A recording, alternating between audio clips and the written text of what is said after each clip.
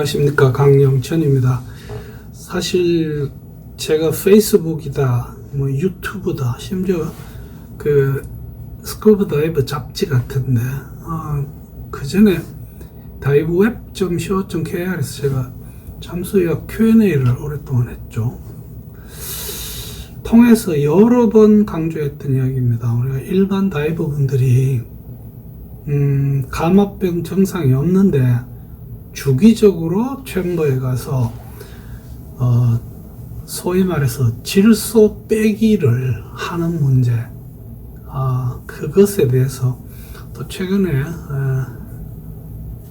잘 알고 계시는 다이버 한 분이 카톡으로 문의를 주셨습니다. 그래서 한 번 더 이 영상을 만들기로 했습니다. 실제로 제가 찾아보니까 유튜브에도 이미 이야기를 한 게 있더라고요. 그 질문은 대충 그렇습니다. 그간 안녕하셨는지요? 밴드 활동은 못하지만 영상은 잘 보고 있다. 이게 키포인트입니다. 이번에 저희 팀이 챔버를 계획하고 있어서 챔버 방문을 계획하고 있는 겁니다. 그래서 관련 영상을 찾아보다 궁금한 점이 있어서 톡 드립니다. 감압병 증상이 있는 건 아니지만 한 번쯤 가는 게 좋지 않을까 하는 생각으로 계획을 하고 있고요. 기왕이면 높은 압력의 챔버가 더 좋지 않나 하는 의견이 대다수인데 아마 같이 가시려고 하는 분들이 많은가 봅니다. 응대씨 가지 마십시오. 상기압 이상의 챔버로 가는 게 정말 더 도움이 줄 수 있을지 궁금합니다.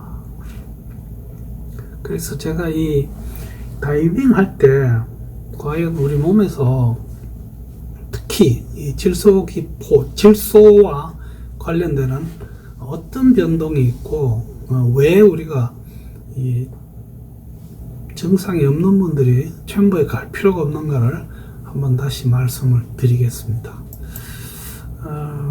우리가 다이빙을 하면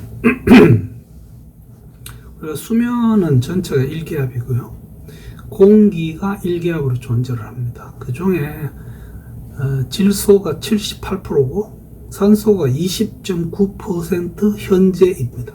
우리가 그냥 계산하기 쉽게 79, 21 혹은 80, 20 이렇게 하고 있는데 일단 현재 공인되어 있는 정상적인 공기의 내용은 그렇습니다. 질소가 78, 산소가 20.9, 그 이외에 나머지 잡다한 기체들이 공기 속에 좀 들어 있습니다.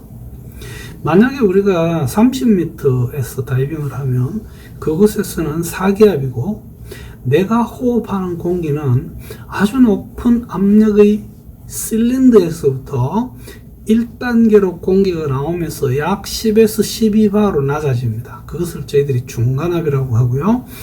내가 30m에서 흡입하는 2단계 챔버 안에는 내가 있는 곳과 같은 주변 압의 압력으로 이 공기가 내 폐 속으로 들어오게 됩니다. 이게 사실은 많이 중요한 거죠. 자, 그러면 내가 물 밖에서 1기압의 몸으로 4기압으로 들어갔는데, 즉 질소만 놓고 보면 0.78바에서 내가 30m에 들어가면 내가 마시는 공기는 3.12바가 됩니다. 제가 일하는 병원에서 주기적으로 방송을 하는데 이번 내용은 그 환자분들에게 의사나 간호사 이렇게 직원들에게 폭언하지 말아달라는 내용이었습니다. 죄송합니다.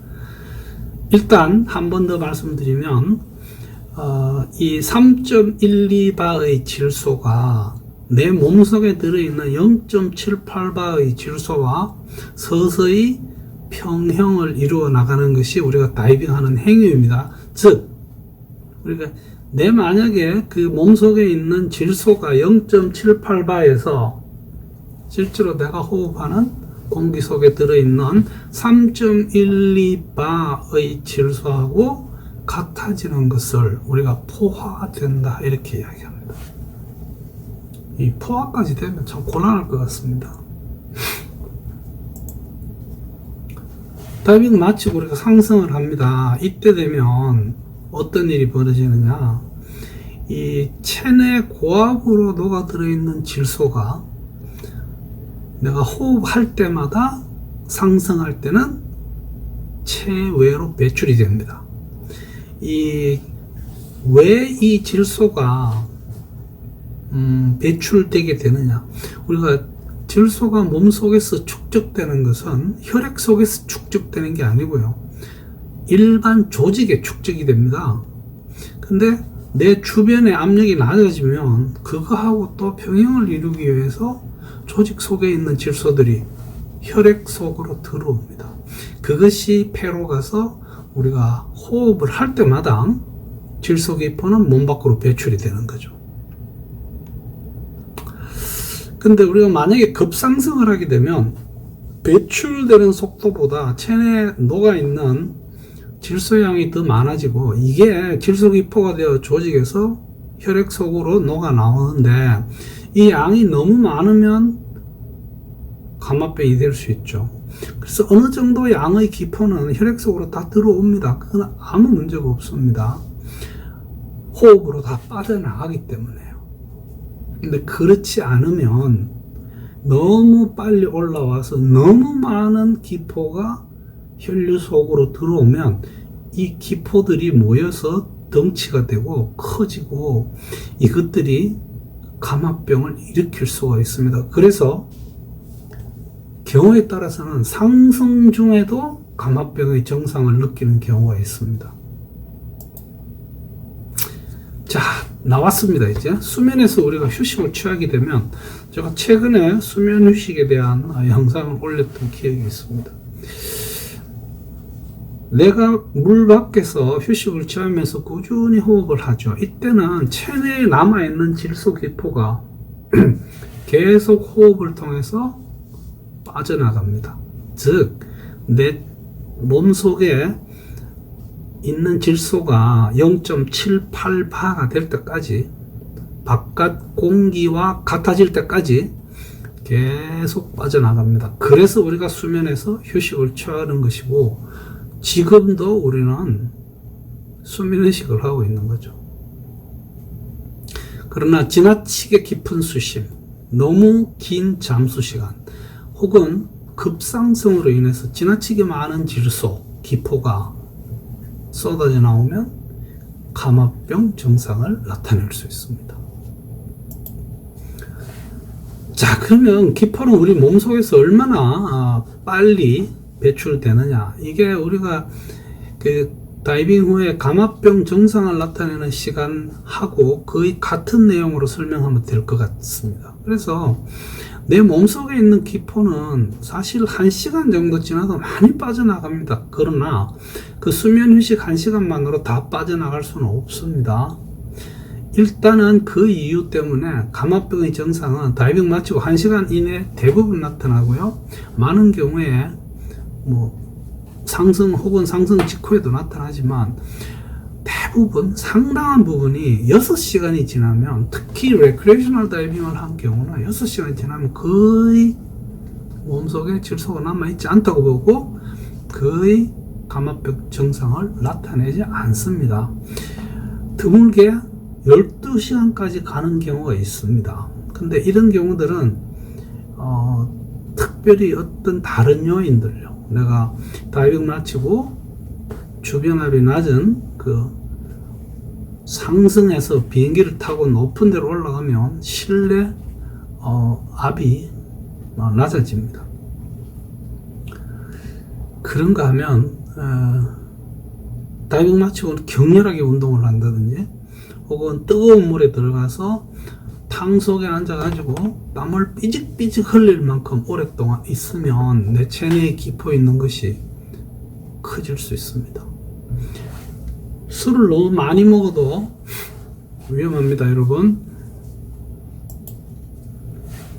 그래서 12시간이 지나면 우리가 임상적으로 의미가 있는 기포는 없다고 봅니다. 이것이 우리가 잔류 질소 시간이 12시간 지나면 없어지기 때문에 새로운 다이빙을 시작하는 하루의 다이빙의 첫 다이빙이 계산이 되기 시작합니다.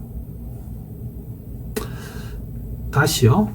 레크레이션 다이빙의 경우는 6시간 지나면 거의 체내에 잔류 질소가 없다고 봅니다. 다이빙을 많이 오래 심하게 사랑한다고 해서 질소 기포가 꼭꼭 숨어 있는 경우는 없습니다. 자, 그렇다면 고압산소 챔버는 왜 가느냐? 물론 다이빙 마치고 감압병 증상이 나타나면 당연히 가야 되고 빨리 가야 됩니다. 1분 1초라도 빨리 챔버에 가서 치료받는 것이 치료의 효과가 극대화됩니다.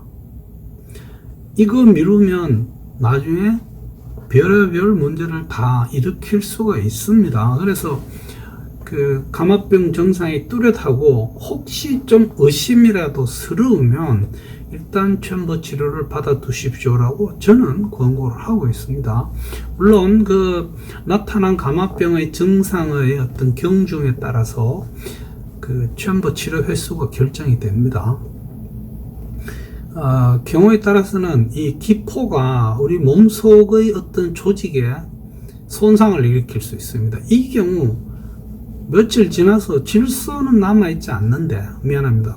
기포는 남아있지 않는데 그 기포가 남긴 상처가 남아서 통증을 일으킬 수도 있고 또 다른 문제를 일으킬 수도 있습니다. 이런 경우에도 산소 치료를 해보면 어느 정도 효과는 나지만 어느 정도 횟수가 지나가고 나면 큰 도움을 받지 못합니다. 그래서 우리가 산소 치료, 고압 산소 치료의 횟수가 제한이 됩니다.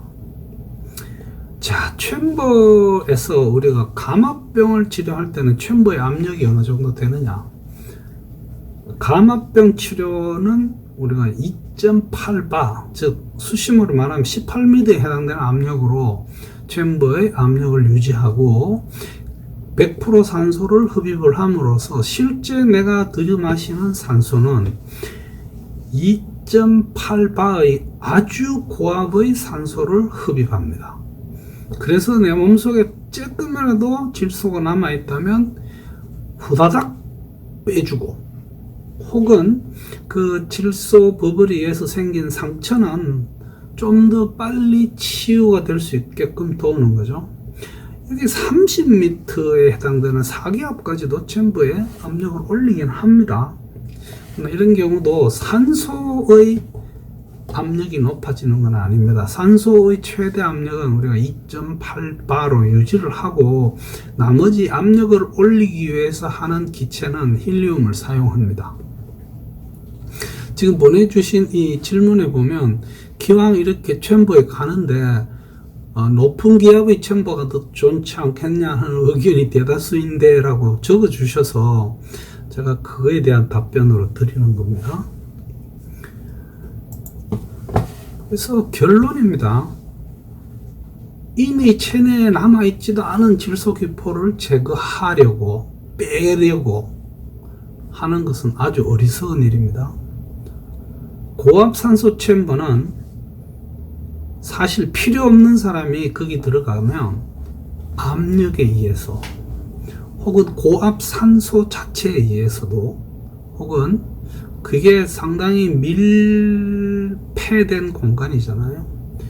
드물지만 그 안에 들어갔다 나와서 좀 정서적인 문제를 호소하시는 분도 계십니다. 그리고 다음번에는 못 들어가십니다. 이런 이유로 우리가 의미 없이 증상 없이 다이빙을 많이 한다고 해서 주기적으로 질소 빼주기 위해서 챔버에 가는 것은 절대로 해서는 안 되는 일입니다. 이것은 필요도 없고 의미도 없고 아무런 효과도 없고 돈만 쓰는 일입니다. 그래서 오늘 그 질소 기포의 주기적 배출이라는 주제로 절대로 이런 짓 하지 마십시오라는 의미로 제가 한 번 더 말씀드리기 위해서 영상을 제작했습니다. 여러분들 안전하고 건강하게 오래오래 영원히 챔버 가는 일 없이 다이빙을 즐길 수 있기를 기대합니다. 저도 지금 38년 가까이 됐죠. 38년 동안 다이빙을 3,000회 가까이 했습니다. 아직 챔버에 치료받으러 들어간 적이 없습니다. 여러분도 챔버는 그냥 말로만 듣지 절대로 가는 일이 없기를 기원합니다. 감사합니다.